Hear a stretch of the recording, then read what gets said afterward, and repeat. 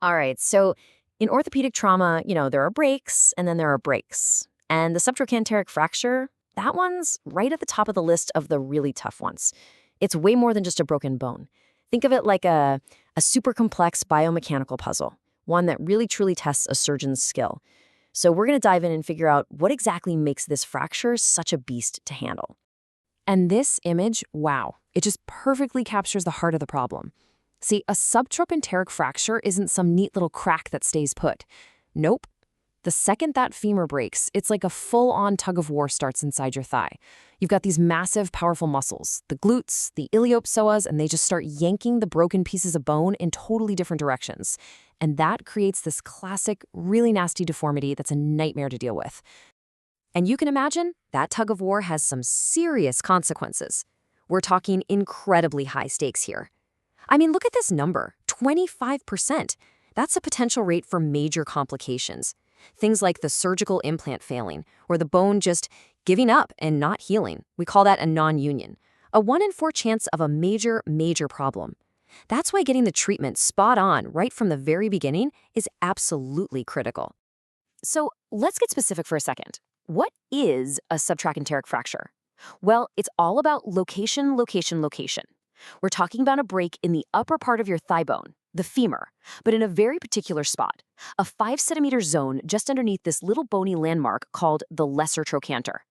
Now, that might sound like just a tiny anatomical detail, but trust me, with this injury, that location changes everything. Okay, so why is that little zone so tricky? Well, first off, it's what we call a natural stress riser. That means even when you're just walking around, immense forces are concentrated right there. So when it breaks, all those forces just go completely haywire.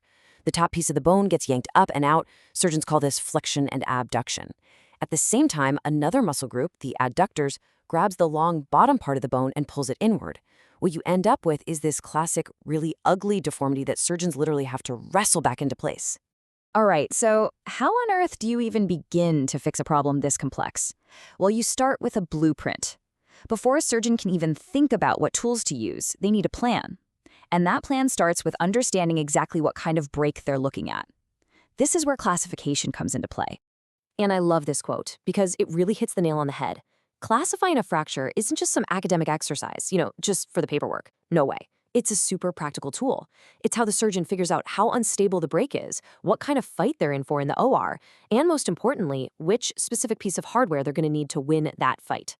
So one of the go-to systems is called the Sinsheimer classification. The thinking behind this one is actually pretty simple. It's all about counting the pieces.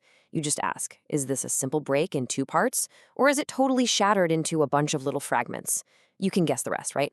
The more pieces you've got, the more unstable the whole thing is. Okay, but there's another system that's just as important, the Russell-Taylor classification. And this one looks at the problem from a totally different angle. It's not about counting pieces. It asks a much more strategic question. It asks, where does the fracture line actually go? And specifically, does it creep up into this really key spot called the piriformis fossa? Now, why on earth does that matter? Well, because that little spot is the surgeon's ideal entry point for their #1 tool, the intramedullary nail. So here's the key takeaway. Surgeons don't just pick one system. They use them together to get the full picture. Sinsheimer answers the what question, how many pieces am I dealing with, which tells him about stability.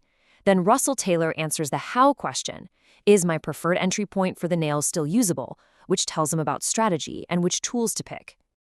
Okay, blueprint's done. Now it's time to build. We've defined the problem, and that plan is going to point us straight to the best way to fix it.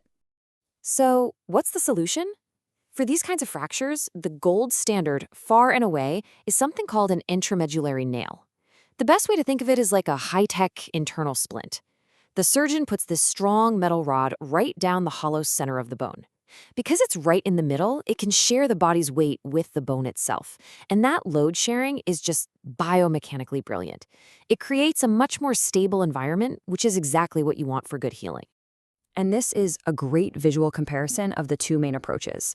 On one side, you've got the intramedullary nail, the IM nail, running right down the inside of the bone. On the other side, you see the alternative, a plate that's screwed onto the outside of the bone. Now, plates are great for certain things, but for this specific, tricky subtrochanteric fracture, that internal nail is usually the way to go. But here's the thing. It doesn't matter what implant the surgeon picks, a nail, a plate, whatever. There is one rule that trumps everything else. You have to get an anatomical reduction. That's just a fancy way of saying you have to line up the puzzle pieces perfectly. Because if you don't get that alignment right, I don't care how fancy your implant is, it's going to fail, period. And this is where it all comes together. This is the aha moment. Remember that Russell-Taylor classification we talked about? Well, here's the payoff. It directly tells the surgeon which tool to grab from the toolbox.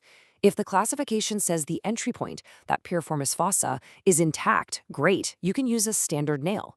But if it's broken, you need a totally different kind of nail, a reconstruction nail. The blueprint literally dictates the tool for the job. It's that direct. So this whole process is already super sophisticated, right? But it never stops evolving.